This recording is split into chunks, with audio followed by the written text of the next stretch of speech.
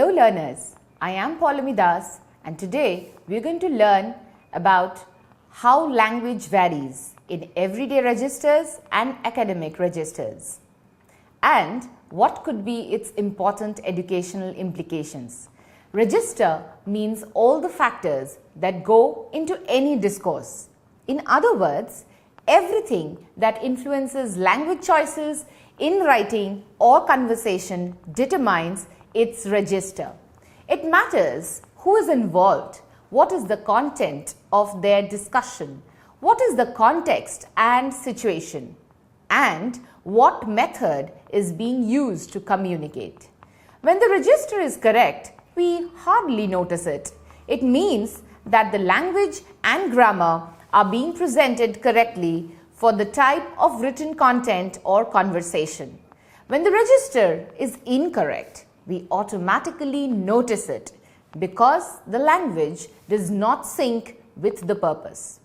A paper that starts with a sentence like, "I feel the research findings are awesome," would definitely raise an eyebrow in academic circles. Although this may be a possibly correct statement, it is written in a wrong register for a research publication.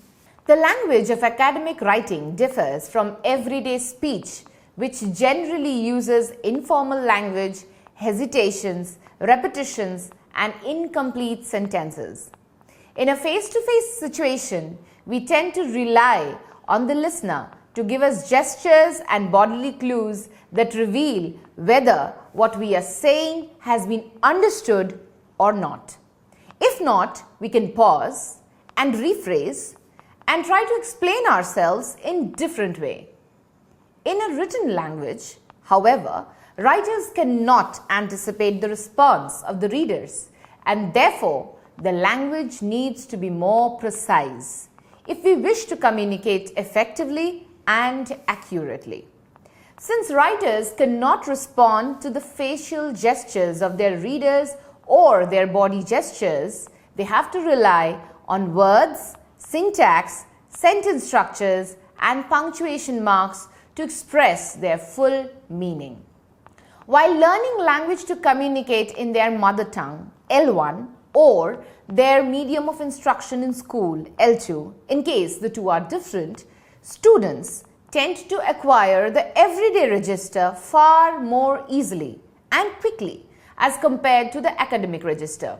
And this naturally percolates into any kind of writing they do. Many teachers today lament the lack of formality in students' language, especially in academic writing. Ask any educator about the use of so-called texting language in student writing, and you are likely to hear a sigh or a complaint about the decline of their students' language use. The problem, however, is not about students' intentions, but awareness. In most of these cases, students write down their thoughts in response to academic prompts and questions without considering the element of language register. They are unaware of the fact that different registers and levels of formality should be used in different situations and scenarios. They possibly do not know how to customize their speaking or writing according to audience, topic, purpose, and medium of the discourse. As teachers, we need to train our students explicitly about how to adjust their language use based on these considerations. In this lesson, we will learn just that. Jake Cummins in the late 20th century proposed that there are two dimensions of language proficiency: basic interpersonal communication skills, BICS, and cognitive academic language proficiency, CALP. Though Cummins has been criticized for creating a differentiation between the conversational ability and the ability to use language for advanced literacy in this model, this distinction helps us understand the interrelatedness as well as the distinctions between an individual's BRIC and CALP. According to Cummins, we use BRICS in our everyday life, in our conversation with family and friends, informal interactions with shopkeepers and receptionists, and casual chit-chat on Facebook, WhatsApp, Twitter, or other internet forums. Contrary to this, we use CALP to understand and discuss academic topics in the classroom and to read and write about these topics in assignments, examinations, and research publications. BICS is said to be used in context-embedded conversations. This means that the conversation is often face-to-face and offers many cues to the listener, such as facial expressions, gestures, and concrete objects of reference.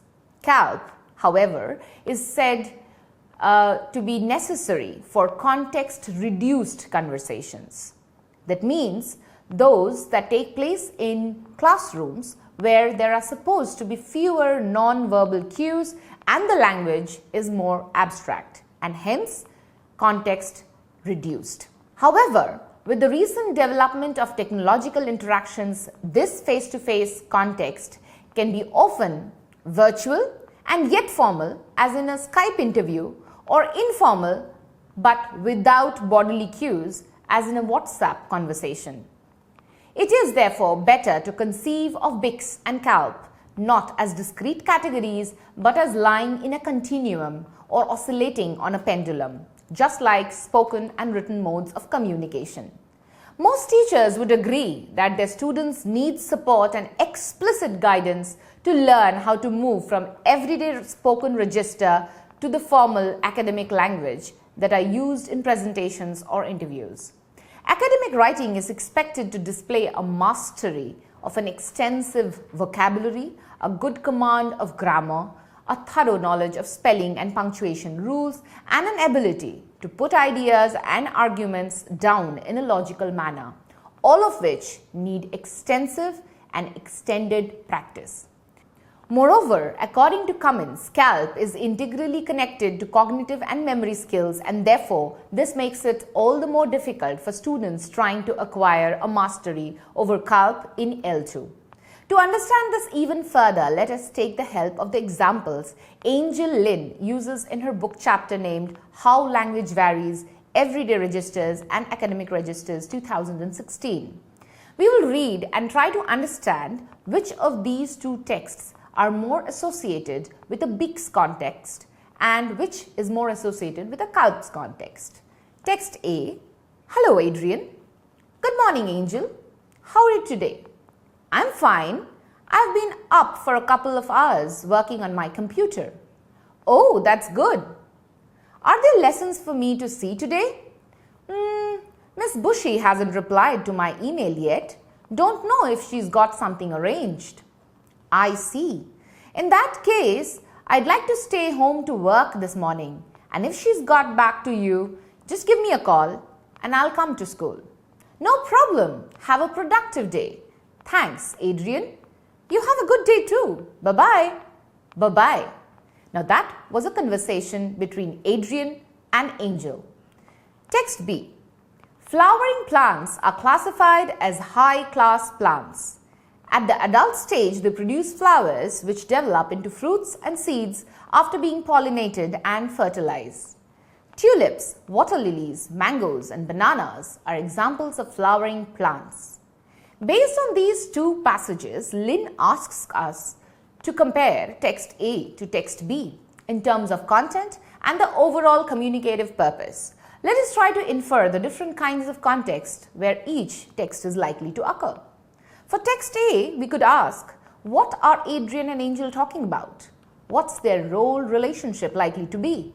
What's the channel or medium of this exchange? How is this talk organized into stages? Is the text originally in spoken or written mode? What is the purpose of and what has been achieved in this conversation? Well, for text B, we could ask, who is likely to be the author?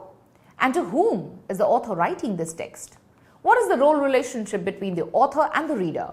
What's the channel or medium of the text? How is the text organized into stages? Is the text originally in spoken or written mode?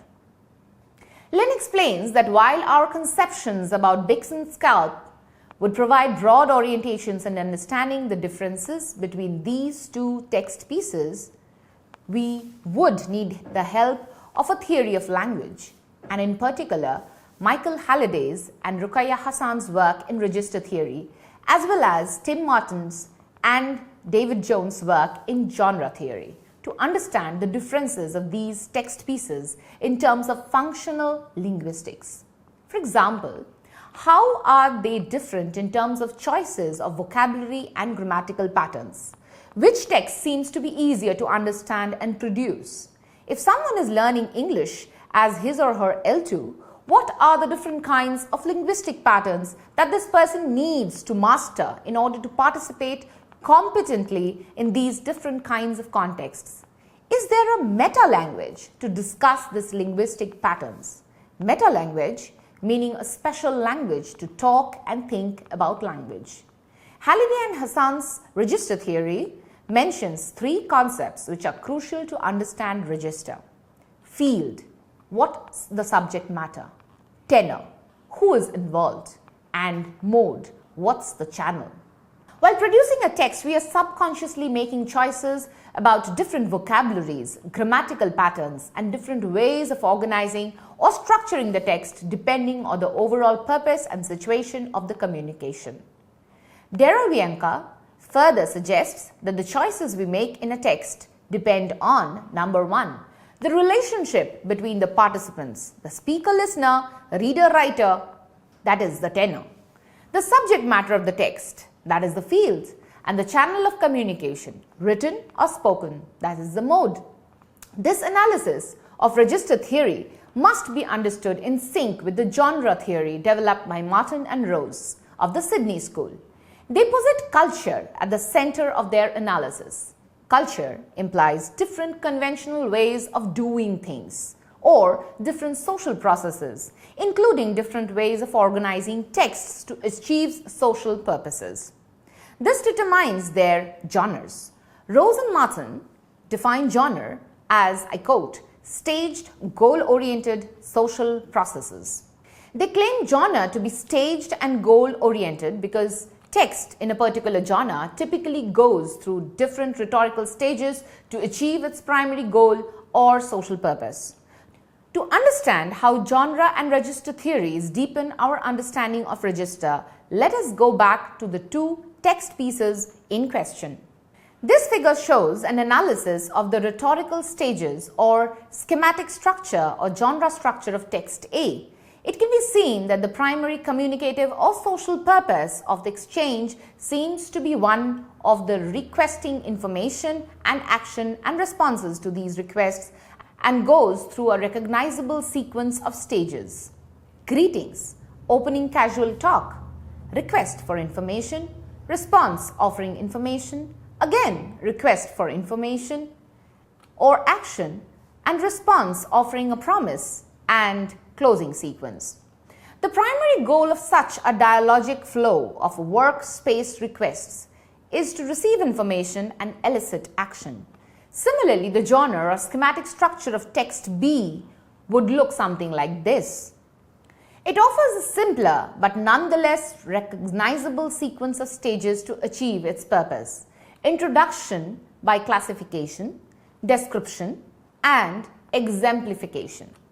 The primary communicative purpose of text B seems to be that of providing a description of the topic. To understand how register theory can help us analyze how a text is patterned and crafted or constructed, let us ask the following questions. How do differences in the three dimensions, field, tenor, and mode, of the context of communication affect the choices made among the lexical, that is vocabulary, and grammatical patterns? While text A seems to be about the arrangement of lesson visits in a school, the field, between Angel and Adrian, who seem to be friends or colleagues, the tenor, text B is about a school science curricular topic, flowering plants, the field, and the writer of the text seems to be using a formal tone addressing the reader, who is likely to be a student reading the text, the tenor. Text A takes the spoken mode, which is the usual mode in everyday social interactions, while text B takes the written mode, which is common in school or academic contexts. It can be seen that text A exemplifies the casual, fluid language characteristic of spoken mode, while text B exemplifies the heavily crafted, compressed written mode. Comparing the two texts, we find that everyday conversations seem to be characterized by the use of shortened forms.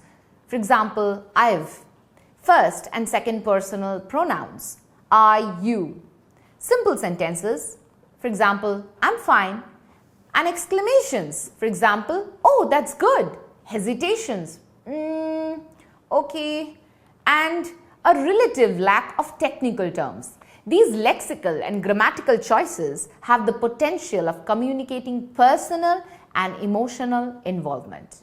Although the exchange does not take place in a face-to-face conversation and is mediated by a telephone, the here and now context still seems to be shared by the conversation participants.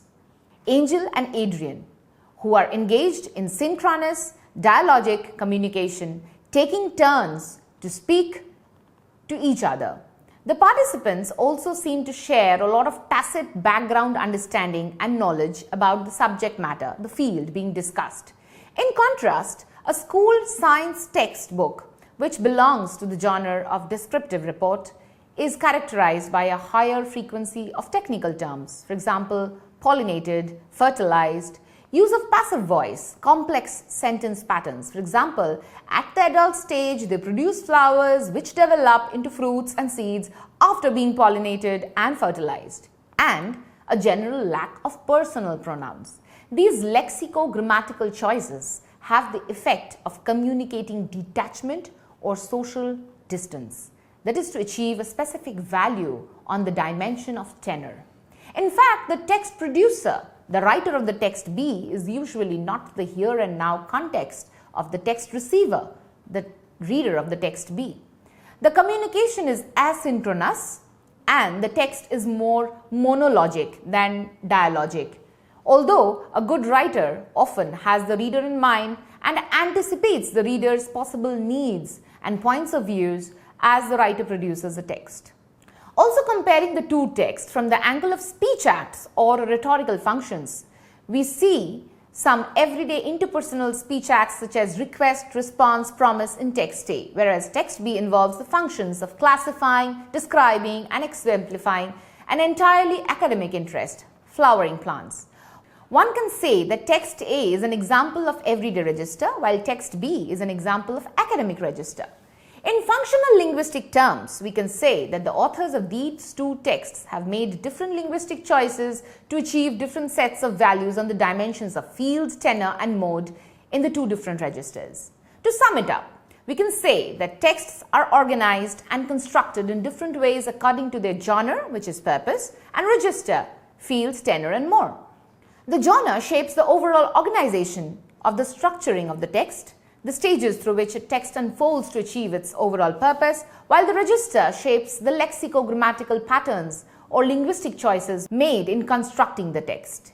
In other words, language in use in authentic contexts is not one single homogeneous identity, everyday language and academic language, but a repertoire of genres and registers which are chosen accordingly to the overall communicative purpose and the aspects of field, tenor, and mode in different contexts of communication, from genre selection to lexico-grammatical choices to grapho-phronological choices, which means spellings, font type, size, or which pronunciation and intonations to use, etc.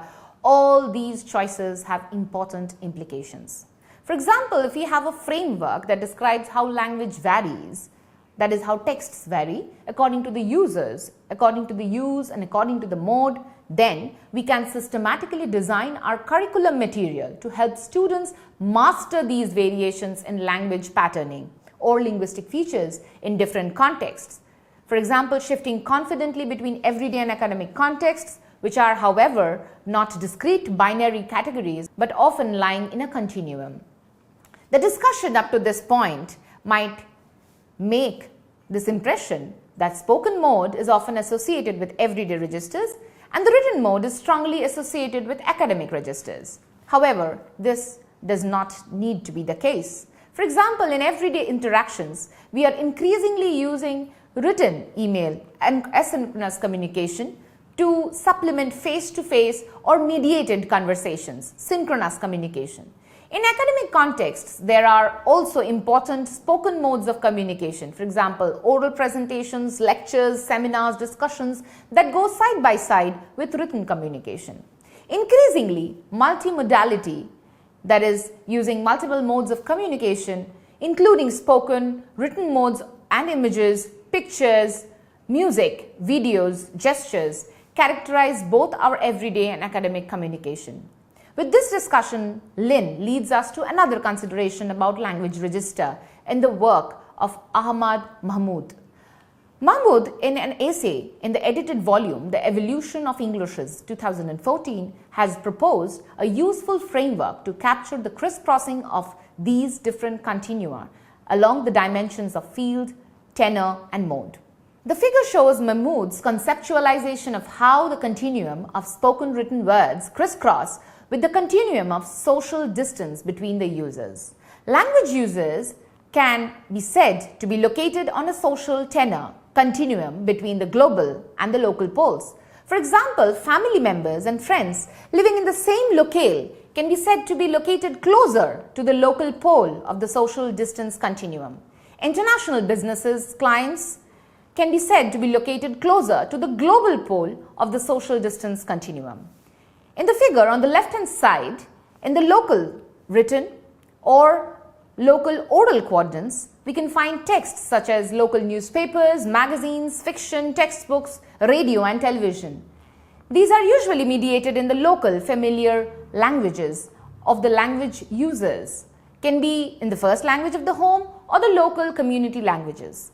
On the right-hand side of the diagram, in the global written and global oral quadrants, we can find texts which could be like international newspapers, journals, textbooks, fictions, business conferences, and media. One aspect of this framework that is interesting to discuss is the ontological development of language, that is, the individual's trajectory of language development. We all, regardless of which first language we speak, develop language first in the everyday, local, and oral contexts, that is, the family and the local community, and then develop understanding of language use in the other domains, including technical and specialized ones, often through formal education. This relates to Cummins' notion of BICS and CALP as well as Sydney's School of Genre and Register theory. That is, we all first develop BICS in our local familiar languages, L1s, and then later we learn to communicate with CALP, both in our familiar first local languages and in L2, L3, all the additional languages, usually through formal education. Likewise, we can also learn BICS in an additional language with formal instruction. However, it is also possible to pick up BICS as an additional language, such as in a situation of an immigrant child in a host country or the context of multi-ethnic or multilingual neighborhoods. Mahmood's framework draws on the three concepts field, tenor, mode of register theory to map out the diverse possibilities of how language and texts vary according to the different aspect of the context of language use. The social linguistics current consensus about how language and texts vary can thus be summarized as follows. In this framework, we can identify 8 different domains in which language varies depending on the combinations of different values on the 3 dimensions of field, tenor, mode of the context of communication. The first 4 domains include language variations that reflect local usage, and they can vary in the following ways: local everyday written, local everyday oral, local specialized written, local specialized oral. This local use can be done in one local language or multiple local languages depending on the context. For example, one might use one or many local languages in the marketplace or using everyday written languages in a poster looking for a lost pet in the neighborhood. Likewise, examples of local specialized written usage can be found in the newsletters and websites of local societies or in a particular political discourse. In Mahmood's 3 dimensional framework of language variation. The other 4 domains involve global usage that varies with the dimensions of written or oral and the dimensions of everyday or specialized. Global everyday written, global everyday oral, global specialized written, and global specialized oral. These 4 domains of language usage differ from the first 4 domains in that they refer to contexts of language usage where participants need to communicate with people who do not share their local ways of using language. Globally oriented everyday written usage, for example, can be found in international editions of newspapers and magazines which avoid local colloquialism to make the text accessible to the wider community of readers. Global everyday oral usage can be found in interactions between people coming from different parts of the world when they are conversing about everyday casual topics. In contrast to global everyday usage, global specialized usage is involved when people coming from different parts of the world discuss specialized topics in a paper presentation session in an international academic conference. This can involve spoken usage, that is, academic presentations and discussions in specialized conference, or written usage, that is, international research journal articles. In using this framework, however, it must be pointed out that there is a considerable variation within each of these 8 domains depending on the specific aspects of each context of communication. This framework, however, provides us with an overall socio-linguistic roadmap to chart out the different possible domains in which a student will need to develop different appropriate kinds of language proficiencies and registers. The framework can thus essentially inform our work in curriculum planning, although more research is needed to further elaborate this framework. Mahboob has pointed the possible way forward in our efforts to build an integrated model to analyze important features of everyday and academic registers, a distinction first proposed in BICS and CALP concepts of Cummins. The next question to ask would be, how are CALPs in different languages like L2, L3, L4 similar or different? Would a good foundation in CALP in one language be beneficial to learning CALP in another language? To address this question, we can draw insights from the genre theory and register theory. From the systematic functional linguistic perspective, we can see language as a system of systems of choices, that is, nestled systems for meaning making, that are different choices to be made at different systemic levels. The more global textual level, genre structuring, and the more local lexicogrammatical level. The textual level involves choices of different ways of structuring the text through stages to achieve the overall communicative purpose of the text, while lexicogrammatical level involves choice of words, clauses, sentence patterns to signal different values on the dimensions of the field, tenor, and mode, that is, register. What would a student gain by having a good grasp and foundation in CALP in both spoken and written modes in one language when he or she approaches the task of learning CALP in another language, and vice versa? Lin foregrounds that students who have developed a good foundation in CALP in one language are likely to have an enhanced meta-linguistic awareness of how language works and varies across different contexts. They will be more likely to be aware that CALP involves the need to instantiate a certain set of values in academic registers, that is, the need to turn dynamic processes into static entities, and different languages offer different concrete lexicogrammatical choices to achieve them. Therefore, a mastery of BICS and CALPs in the first language or the mother tongue, L1, would only facilitate a better development of BICS and CALP in L2 and other additional language, rather than impeding it, as is commonly believed today. This is similar to Cummins' notion of surface features of L1 and L2. An academic science text describing flowering plants is likely to have a similar overall purpose and textual structuring, whether it is in L1 or L2. Given the increasing globalizing trends in academic discourse, the genres and texts in academic context across different societies are likely to be sharing more similarities than differences. School genre theory have analyzed numerous school texts and come up with systematic taxonomies of recurring school genres so that school teachers can provide their students with explicit support and guidance in learning to read and write in different school genres. It would be helpful for students to learn about register, especially if they come from culturally and linguistic diverse homes, as in the case in India. However, skipping a level suddenly from one register to another might sometimes be inappropriate and offensive. So the first register is a frozen or a static register. This register rarely ever changes. Examples of frozen registers would be the Pledge of Allegiance or the preamble of the Constitution.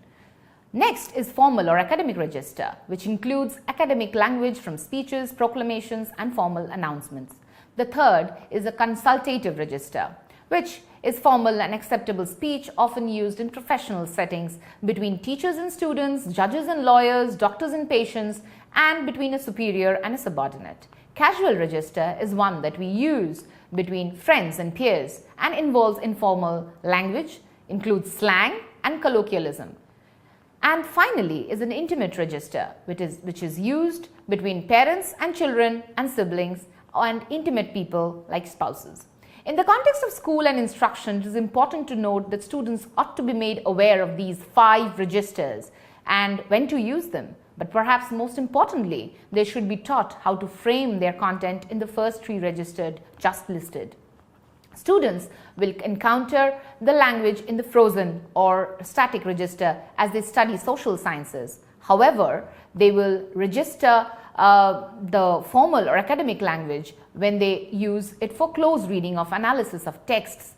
And finally, a consultative register between interactions with teachers, administrators, and guest speakers. Utilizing and practicing these registers allows students to incorporate skills such as interviewing a professional or practicing being interviewed for a job or speaking formally to another. While explicitly teaching students about the 5 registers may not be a top priority for teachers, making their students aware of the various contexts would serve the task. The language involved in these registers provide rich opportunity for teachers for language and content instruction. This brings us to the end of our discussion on academic and everyday registered. But before we conclude, let us quickly enumerate the 4 parameters that potentially determine register: audience, topic, purpose, and location. We ought to make our students super aware of these concepts so that they can develop the skills to use appropriate register in appropriate places and develop their everyday and academic communication skills with effectiveness and ease. Hope you enjoyed learning with me. Bye-bye.